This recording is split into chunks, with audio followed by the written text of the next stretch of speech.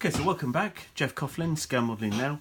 And as you can see, we are making some pretty good progress here, I think, on the B-17 cockpit. Really, pretty much what I've looked to do is to just build it from the box. So there's virtually nothing extra here at all.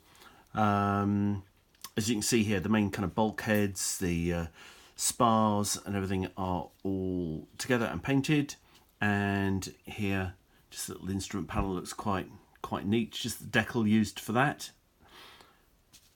Don't see any point in doing anything more than that in 72nd scale. Here the two little seats for the operators behind and the little instrument boxes, all that comes in the kit, quite nicely detailed as it is. The main seats are pretty nice. I like these. I like the way they've come out. Not least of which, because I don't know whether you can see that, but you get some really neat little decals. I'll just try and bring that in a bit closer. I don't know if you can see that. So little decals here. US, what's it say? Sorry, US Air Corps. I thought it did. US Air Corps decals for the backs of the seats, and also some decals for the seat pans themselves, the cushions. And what I've done is scratch some belts there from metal foil, and those have been added with super glue.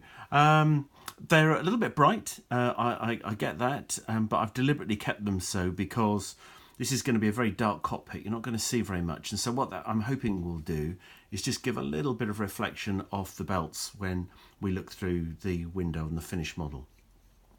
So yeah, that's all coming together nicely. So we'll get it all started to be assembled, and then we can come back and have a look at what it all looks like installed into the fuselage halves.